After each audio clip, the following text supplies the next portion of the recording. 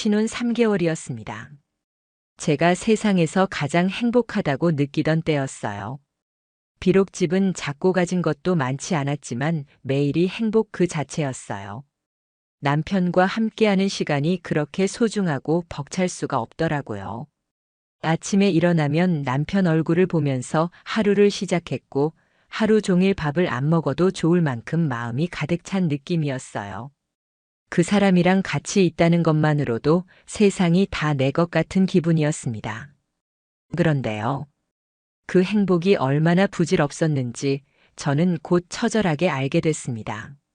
신혼의 설렘이 아직 가시기도 전에 저를 지옥으로 밀어넣은 사람이 있었거든요. 바로 남편의 전 여친이었습니다. 저는 처음에 그 여자의 존재도 몰랐어요. 남편이 이전 연애에 대해 말을 잘 안 했거든요. 저도 굳이 캐묻지 않았습니다. 지나간 일인데 뭐하러 궁금해하냐 싶었죠. 그렇게 남편을 믿었습니다. 그런데 그 믿음이 얼마나 어리석었는지 저는 곧 알게 됐어요. 어느 날이었어요. 낮에 집에 혼자 있었는데 초인종이 울리더라고요. 택배인가 싶어서 나갔죠. 그런데 문 앞에 서 있는 낯선 여자를 보는 순간 뭔가 심상치 않다는 느낌이 확 들었습니다. 그 여자는 다짜고짜 제 이름을 부르더니 이렇게 말했어요. 혹시 김모 씨 아내분 맞으시죠? 순간 등골이 오싹했습니다. 제가 맞다고 하니까 그 여자가 가방에서 종이 한 장을 꺼내서 저에게 내밀더라고요. 그 종이에는 병원 진단서가 적혀 있었어요. 임신 구주. 저는 그걸 보는 순간 숨이 막혔어요. 그 여자는 태연하게 말했습니다. 저 임신했어요. 당신 남편 아이요. 그 말을 듣는 순간 세상이 멈춘 것 같았어요. 이게 무슨 소리냐고. 저는 얼떨떨해서 말도 안 나왔습니다. 그러자 그 여자는 뻔뻔하게 웃으며 덧붙였어요. 결혼하기 전까지 저희 계속 만났거든요. 당신이랑 결혼하기 직전까지요. 그 말을 듣는 순간 머리가 띵했습니다. 남편이 저랑 결혼 준비하던 그 시기에 다른 여자와 관계를 이어갔다는 말이잖아요. 저는 다리가 풀려 그 자리에 주저앉을 뻔했어요. 그 여자는 더 기가 막힌 말을 했어요. 그 사람 나한테 결혼할 생각 없다고 했거든요. 근데 갑자기 당신이랑 결혼하겠다고 하더라고요. 너무 열받아서 그냥 넘길 수가 없더라고요. 이게 말이 됩니까? 저는 울분이 치밀어 올랐어요. 그 자리에서 당장 남편에게 전화했지만 남편은 받지 않았습니다. 결국 그 여자와 함께 남편이 다니는 회사 앞으로 찾아갔어요. 차라리 헛소문이길 바랐죠.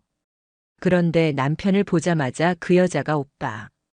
얘기 좀 하자 이렇게 부르는 거예요. 남편의 얼굴이 하얗게 질리는 걸 제 두 눈으로 봤습니다. 저는 남편에게 따졌어요. 이게 무슨 일이야? 말 좀 해봐. 그런데 남편은 변명조차 못하고 입을 꾹 다물었습니다. 저는 그 순간 이 인간이 정말 그런 짓을 했다는 걸 확신했어요. 너무 화가 나서 길 한복판에서 고래고래 소리를 질렀습니다. 사람들의 시선이 쏟아졌지만 신경 쓸 겨를도 없었습니다. 그 여자는 비웃으며 말했어요. 이제 어쩔 건데요? 나 임신했는데. 애 낳으라고요? 말라고요? 당신이 결정해봐요. 그 말에 저는 미칠 것 같았습니다. 이게 대체 무슨 개 같은 상황인지 저는 도저히 이해할 수가 없었어요. 그렇게 길거리에서 대판 싸우고 집으로 돌아왔습니다. 남편은 저를 따라와서 무릎 꿇고 빌었어요. 한 번만 용서해달라고요. 그때 남편의 입에서 나온 말이 더 기가 막혔어요. 정말 사랑한 건 너뿐이야. 걔는 그냥 그랬어. 사랑한 건 나라고요. 그런데 결혼 전날까지 다른 여자와 밤을 보냈다는 인간이 사랑을 입에 담습니까? 저는 참다 못해 남편의 뺨을 한 대 때렸어요. 손이 얼얼했지만 속이 조금은 시원했습니다. 저는 집에서 남편을 쫓아냈어요. 그 인간의 얼굴을 더는 볼 수가 없었습니다. 며칠 동안 전화를 수십 통씩 했지만 저는 받지 않았습니다. 저도 생각할 시간이 필요했거든요. 아니, 사실 생각이고 뭐고 제가 할 수 있는 건 울고 또 우는 것뿐이었습니다. 그 며칠 동안 밥도 못 먹고 잠도 못 자고 그냥 소파에 앉아 벽만 쳐다봤습니다. 머릿속엔 온통 그 여자의 얼굴과 그 병원 진단서가 맴돌았어요. 세상에 이런 일이 있을 수 있냐고요. 결혼한 지 3개월도 안 돼서 남편의 전 여친이 임신했다고 찾아오는 게 이게 현실입니까? 저는 억울하고 분하고 미쳐버릴 것 같았습니다. 결국 저는 마음을 굳게 먹었습니다. 이대로 당하고 있을 순 없었거든요. 저는 변호사를 찾아갔습니다. 남편의 불륜과 그 결과로 임신까지 했다는 사실을 털어놨어요. 변호사는 아주 차갑게 말했습니다. 충분히 상간녀 소송 가능하십니다. 그리고 이혼 소송도 준비하시죠. 그 말을 듣는 순간 저는 울컥했어요. 그래. 내가 여기서 무너지면 안 되지. 복수라도 해야 내 인생이 덜 억울하지 않겠냐고요. 저는 상간녀 소송을 바로 준비했습니다. 그 여자가 얼마나 뻔뻔했냐면 소송을 접수했다는 연락을 받고도 저한테 문자를 보냈습니다. 애는 어쩌고요. 나도 피해자인데 왜 나한테 그래요? 제가 이 문자를 보고 손이 부들부들 떨렸습니다. 피해자라니요. 그럼 나는 뭐냐고요. 남편이랑 결혼 준비하는 동안 뒤에서 몰래 만나서 저를 기만한 사람이 피해자입니까? 저는 그 문자 캡처해서 변호사에게 바로 보냈습니다. 증거로 제출하기 위해서요. 그렇게 상간녀를 상대로 소송을 걸고 남편과의 이혼 소송도 동시에 진행하기로 했습니다. 저는 이제 복수의 칼을 빼든 겁니다. 이대로 이 인간들과 끝낼 수 없었거든요. 법의 심판을 받게 해야 했습니다. 그래야 제 억울함이 조금이라도 풀릴 것 같았거든요. 그렇게 저는 전쟁을 시작했습니다. 이혼 소송과 상간녀 소송을 동시에 시작하고 나니까 하루하루가 전쟁터 같았습니다. 변호사 사무실에 들락날락하고 증거를 모으는 동안 제 속은 이미 다 문드러졌어요. 그 와중에도 남편은 끈질기게 연락을 해왔습니다. 제가 무시하니까 집 앞까지 찾아와 문 두드리며 애원하더라고요. 한밤중에 초인종이 울리고 문 너머에서 남편이 우는 소리가 들리는데도 저는 문을 열어주지 않았습니다. 열어줬다간 또 흔들릴까 봐요. 그래도 남편은 매일같이 문자를 보내왔어요. 미안해. 나 진짜 후회해. 너 없으면 안 돼. 이런 문장들이었어요. 저는 그 문자를 보면서도 치가 떨렸습니다. 후회면 다냐고요. 후회한다면서 그 여자랑 그 짓을 할 때는 무슨 생각을 했는지 묻고 싶었습니다. 그런데 더 기가 막힌 건 상간녀한테도 문자가 왔다는 거였어요. 그 여자도 저한테 문자를 보내서 이러더군요. 저도 그 사람한테 속았어요. 결혼 안 한다더니 갑자기 결혼해서 저도 놀랐어요. 기가 막혀서 말이 안 나오더라고요. 제가 언제 그 여자한테 동정이라도 해달라고 했습니까? 그 여자는 도리어 저를 이상한 사람 취급하며 자기 입장을 변명하더군요. 저는 그 문자를 전부 증거로 모았습니다. 그 사람들의 변명이 얼마나 어처구니 없는지를 법원에 보여줘야 했거든요. 그런데 그렇게 법적 절차를 밟는 동안 더 큰 일이 생겼어요. 남편의 부모님이 저를 찾아왔습니다. 시부모가 집 앞까지 찾아와서 무릎을 꿇더라고요. 진짜 말도 안 되는 상황이었어요. 시어머니는 울먹이면서 이러는 거예요. 얘야, 한 번만 용서해라. 그년이 애를 가졌다지만 그래도 부부 관계는 지켜야지. 저는 그 소리를 듣는 순간 분노가 치밀어 올랐어요. 저는 차갑게 말했습니다. 어머님, 그 여자를 연이라고 부르면서도 왜 그 인간은 용서해야 하죠? 그 사람도 똑같은 인간인데요. 그랬더니 시어머니가 저한테 따지더군요. 너도 그러면 안 되지 않냐? 내가 그러면 우리 아들은 어쩌라고. 참 어이가 없었습니다. 도대체 왜 잘못한 인간 대신 제가 이걸 감수해야 하는 건지 이해할 수 없었어요. 저는 시부모를 돌려보내며 이렇게 말했습니다. 저는 제 인생을 포기할 생각 없습니다. 어머님, 아버님, 아들 잘못 키우신 거 책임지세요. 그렇게 시부모까지 엮여서 저를 괴롭히는 상황이 됐습니다. 그 와중에 소송 준비는 착착 진행됐어요. 변호사가 철저하게 준비해줬습니다. 남편이 그 여자와 주고받은 문자며 결혼 직전까지의 통화 내역, 카드 사용 내역까지 다 모았습니다. 그 여자가 임신했다고 가져온 진단서도 물론 복사해서 제출했어요. 증거는 차고 넘쳤죠. 변호사도 확신하더라고요. 이 정도면 무조건 이깁니다. 상간녀도 손해배상 책임 피하기 어렵습니다. 그 말을 듣는 순간 속이 조금 시원했습니다. 하지만 또 다른 고통이 기다리고 있었어요. 바로 친정 부모님이었습니다. 저는 도저히 혼자 감당하기 어려워서 부모님께 말씀드렸어요. 처음엔 엄마가 제 말을 믿지 않으려 했습니다. 설마 그 착한 사위가 그럴 리가 있냐며 저를 다그쳤어요. 그러다 제가 증거를 다 보여주니 그제야 엄마가 울음을 터뜨렸습니다. 어떻게 이런 일이 있냐? 네가 뭘 그렇게 잘못했냐고 울부짖는 엄마를 보는데 저는 죄송하고 억울하고 또 분노가 치밀어 올랐어요.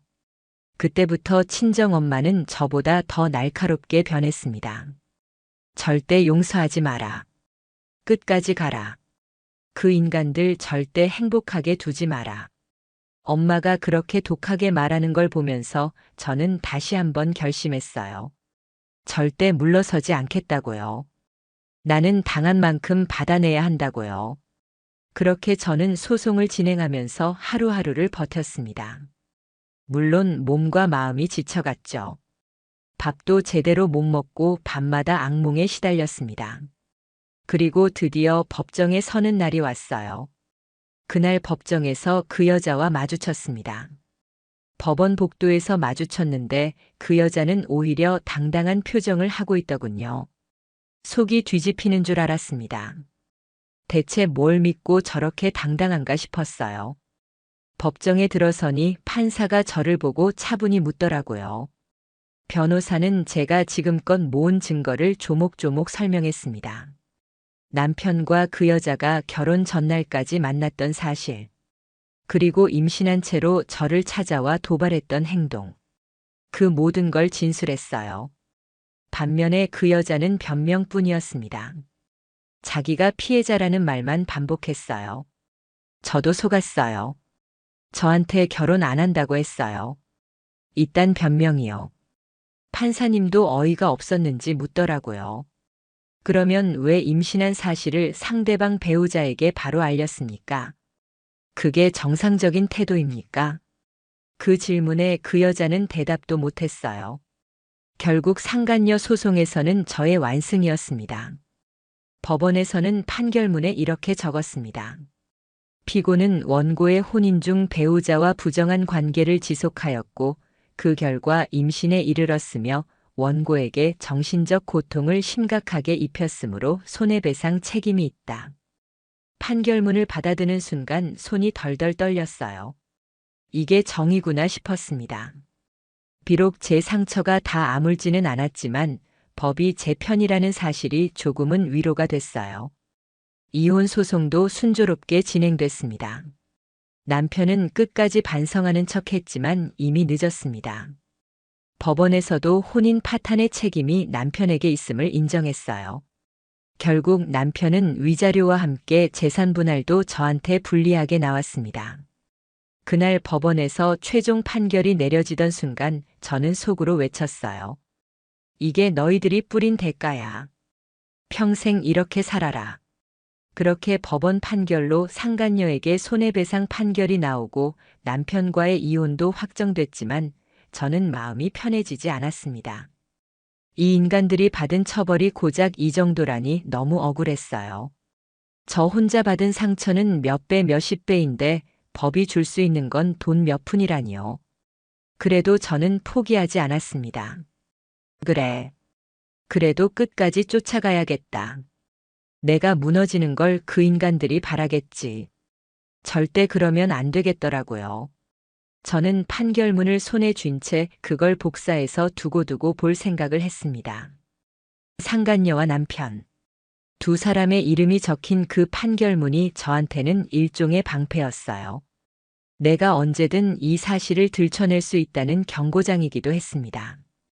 그 여자가 아이를 낳을지 안 낳을지는 모르겠지만 저는 이미 관심이 없었어요. 다만 그 아이가 크고 난 뒤 그 엄마의 추악한 과거를 알게 된다면 그게 진짜 벌이겠죠. 그런데요. 이게 끝이 아니었어요. 저는 공론화를 결심했습니다. 물론 법적으로 개인정보 보호 때문에 실명을 공개할 순 없었어요. 하지만 저는 온라인 커뮤니티에 제 사건을 자세하게 정리해서 올렸습니다. 처음에는 망설였어요. 혹시 내가 이상한 사람으로 몰리면 어쩌지 싶었죠. 그런데 막상 올리고 나니 반응이 폭발적이었습니다. 수백 개의 댓글이 달리고 모두가 저를 응원했어요. 사람들은 입을 모아 말했습니다. 이런 인간들은 평생 벌받아야 한다고요. 그걸 보면서 저는 힘이 났어요. 그래. 내가 당한 걸 알리길 잘했구나. 나는 피해자고 내가 숨을 이유가 없다는 걸 그때야 다시금 느꼈습니다. 사람들은 그 상간녀가 얼마나 뻔뻔한지 욕했고 남편 같은 인간은 진작에 인생에서 끊어냈어야 한다며 다들 저를 위로해줬어요. 누군가의 위로라는 게 이렇게 큰 힘이 될 줄 몰랐습니다. 그 여자는 제 글이 올라온 걸 알았는지 변호사를 통해 항의해 왔어요. 명예훼손이다. 사실을 왜곡하지 말아라. 이런 말을 했다더군요. 그런데 저는 꿀릴 게 없었습니다. 저는 사실 그대로를 썼거든요. 오히려 제가 변호사에게 물었습니다. 적을 내려야 할까요? 변호사는 웃으며 이렇게 말했습니다. 사실에 기반한 이야기라면 문제 없습니다. 두려워 마세요. 그 말을 듣고 저는 더 담대해졌어요. 그리고 그 여자가 사는 동네 커뮤니티에도 제 이야기가 퍼졌다는 소문을 들었습니다. 그 여자가 사람들의 시선에 시달리고 있다는 걸 전해 들었어요. 당연하죠. 본인이 저지른 죄값이니까요. 저는 차라리 속이 시원했습니다. 잘 됐다 싶었죠. 사람들의 시선이라는 게 때로는 법보다 더 무서울 수 있거든요. 남편은요. 한동안 연락이 없더니 갑자기 다시 연락해 왔어요. 그 내용이 진짜 가관이었습니다. 나 이제 진짜 반성하고 있다. 다시는 그런 일 없을 거다. 다시 시작할 수 없겠냐. 저는 그 문자를 보는 순간 헛웃음이 나왔습니다. 이 인간이 아직도 정신을 못 차렸구나 싶었어요. 그래서 딱 한 줄 보냈습니다. 다시는 내 앞에 나타나지 마. 그걸로 끝이었습니다. 그리고 번호를 영구 차단했어요. 더 이상 제 인생에 그 인간의 그림자도 드리우게 하고 싶지 않았으니까요. 저는 그 뒤로도 그 커뮤니티에 꾸준히 제 소식을 올렸습니다. 사람들은 제게 많은 응원을 보내줬고 또 비슷한 피해를 입은 사람들이 용기를 얻었다며 연락도 왔습니다. 그래서 저는 느꼈어요. 내가 겪은 이 고통이 헛되지 않구나. 나 같은 사람이 또 있겠구나. 내가 이겨내야 그런 사람들도 버틸 수 있겠구나 싶었습니다. 그 와중에 상간녀의 남편이라는 사람에게 연락이 왔습니다. 처음엔 무슨 일인가 싶었는데 알고 보니 그 여자는 결혼한 상태에서 남편 몰래 저희 남편과 바람을 피운 거였더라고요. 이게 더 가관이었습니다. 그 남편도 그 사실을 뒤늦게 알고 상간남 소송을 걸겠다고 하더군요. 저는 기꺼이 도와주겠다고 했습니다. 제가 가진 증거 전부를 그 남자에게 넘겼어요. 그는 말했습니다. 저도 끝까지 갈 겁니다. 이런 인간들은 사회적으로 매장돼야죠. 저는 그 말을 듣고 묘하게 통쾌했습니다. 결국 그 남자도 상간남 소송을 진행했고 그 여자는 법정에 또 서게 됐습니다. 저는 그 소식을 들으며 이렇게 생각했어요. 그래. 인간은 죄를 지으면 반드시 그 대가를 치르게 돼 있구나. 법정에서 두 번째 패소한 그 여자는 결국 직장도 잃고 집안에서도 버림받았다는 이야기를 들었어요. 제가 바란 게 바로 그거였습니다. 그 여자가 평생 그 죗값을 지고 살아가는 것. 저는 그 소식을 들으며 비로소 마음이 조금은 편안해졌습니다. 하지만 저에게 남은 상처는 쉽게 아물지 않았어요. 매일 밤 잠을 자다 깨면 갑자기 그때의 충격이 떠올랐습니다. 남편의 전 여친이 임신했다며 찾아왔던 그 순간. 아직도 꿈처럼 선명했습니다. 그때의 분노와 억울함은 평생 저를 따라다닐 거예요. 그래도 저는 무너지지 않았습니다. 저는 싸웠고 이겼고 결국 제 권리를 찾았습니다. 그리고 이 모든 걸 세상에 알렸습니다. 이게 제가 할 수 있는 최선이었고 제가 저 자신에게 해줄 수 있는 유일한 위로였습니다. 법적 절차도 끝났고 공론화도 충분히 됐는데도 제 마음 한구석이 여전히 시끄러웠어요. 사람들은 저한테 대단하다 말했지만 저는 알았어요. 이게 끝이 아니라는 걸요. 상처라는 게 그렇게 쉽게 꺼낼 수 있는 흉터가 아니라는 걸 저는 뼈저리게 느꼈습니다. 저는 매일 아침 눈을 뜰 때마다 생각했어요. 내가 뭘 그렇게 잘못했길래 이런 일을 당해야 했을까? 제가 그렇게 못난 사람이었나? 왜 하필 나였을까? 그 질문이 머릿속에서 떠나질 않았어요. 그러다 어느 날이었어요. 제가 일하러 가는 길에 우연히 남편과 마주쳤습니다. 그 인간은 예전과 다르게 몰골이 말이 아니었어요. 수염은 덥수룩하고 옷차림도 초라했어요. 순간 속으로 쾌감이 밀려왔어요. 그래, 당연하지. 내가 그렇게 살 줄 알았다. 그런데 그 인간이 저를 보자마자 무릎을 꿇는 거예요. 길 한복판에서요. 사람들이 웅성거렸어요. 그런데 저는 그게 하나도 창피하지 않았습니다. 오히려 그 인간이 그렇게 엎드린 모습이 저는 너무나 통쾌했어요. 그 인간은 이렇게 말했어요. 정말 미안하다. 나 다시는 그러지 않겠다. 이제야 내가 뭘 잃었는지 알겠다. 저는 그 말을 듣고 코웃음 쳤어요. 뭘 이제야 알았냐고요. 내가 그때 얼마나 애원했는데. 그때는 나를 무시하고 그 여자 편을 들더니 이제 와서 미안하다니요. 저는 그 인간한테 차갑게 말했어요. 늦었어. 늦어도 한참 늦었어. 이제 내가 뭘 하든 나한텐 아무 의미 없어. 그리고 그 자리에서 돌아섰어요. 그 인간이 길바닥에 주저앉아 우는 소리를 들으면서 저는 웃음이 나더라고요. 저는 집에 돌아와서 엄마한테 그 얘기를 했어요.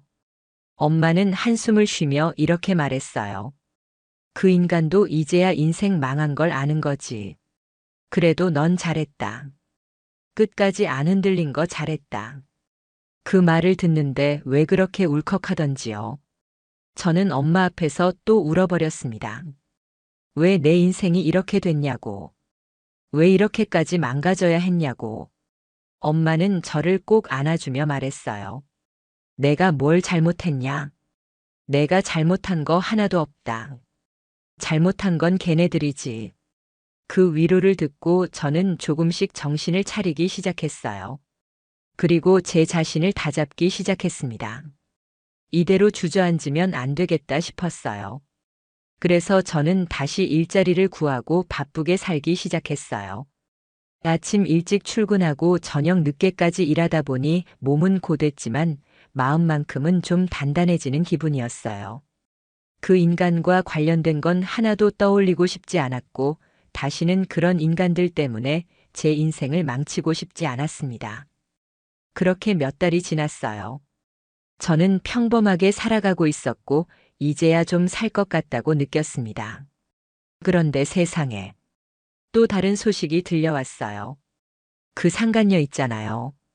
그 여자가 결국 아이를 낳았는데 남편이 친자 확인 검사를 했대요. 그런데 결과가 뭐였는지 아세요? 그 아이가 남편의 아이가 아니었대요. 이게 무슨 막장 드라마도 아니고 진짜 현실이 이렇더라고요. 남편은 아이가 자기 아이인 줄 알고 책임지겠다고 했다가 결국 검사를 해보니 아니라는 결과가 나온 거죠. 그걸 듣는 순간 저는 기가 막혔어요. 이 인간들은 정말 끝까지 막장이라고요. 그 여자는 그걸 알고도 저한테 와서 임신했다고 협박했던 거였어요. 남편도 그걸 믿고 제 앞에서 무릎까지 꿇었고요. 그 인간들 둘 다 서로 속이고 또 속은 거죠. 이게 인간입니까? 저는 너무 어이가 없어서 허탈하게 웃어버렸어요. 그 여자도 결국 그 일로 망신을 당했대요. 그 여자가 다니던 동네에서 소문이 쫙 퍼졌대요. 도대체 애 아빠가 누구냐며 뒷말이 끊이질 않았다고 하더라고요.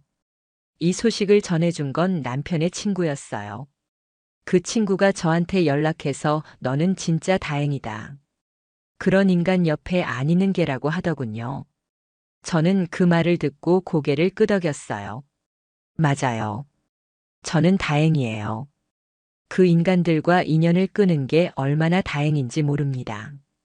그 인간들은 서로 속고 속이며 지옥 같은 삶을 살고 있겠죠. 저는 그걸로 충분했습니다. 그게 그들이 받아야 할 벌이었으니까요. 그 후로 저는 다시 제 인생을 차근차근 살아가기 시작했어요. 새로운 사람도 만났고 아직은 완벽하지 않지만 그래도 예전보다는 훨씬 나아졌어요.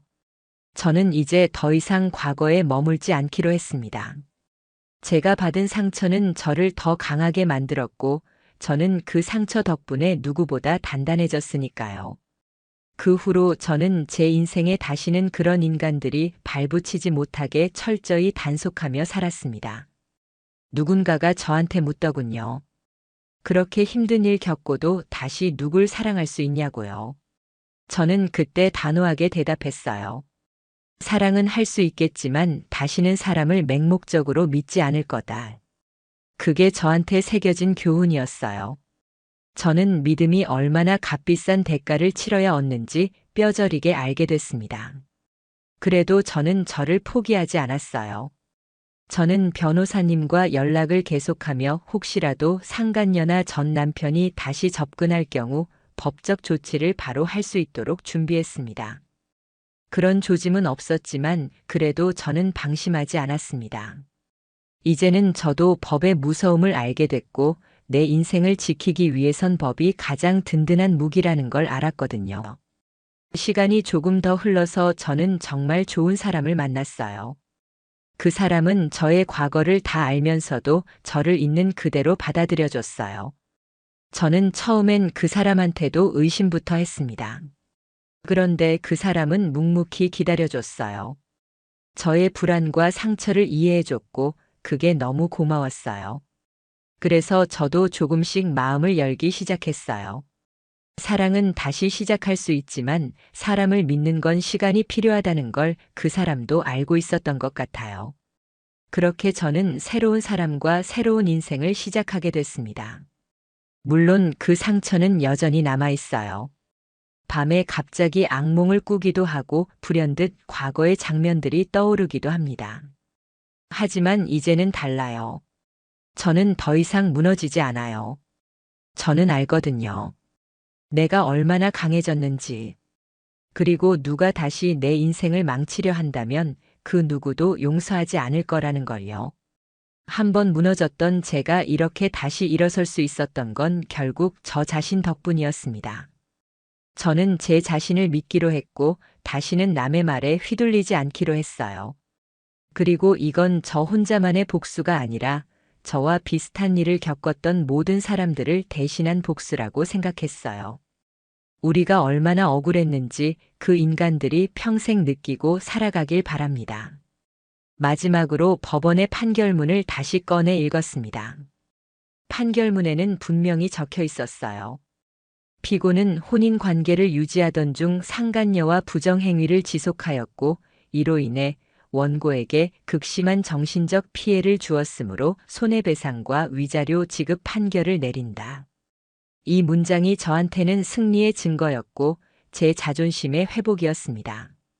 이제 저는 다시는 그런 일을 당하지 않겠다고 다짐했습니다.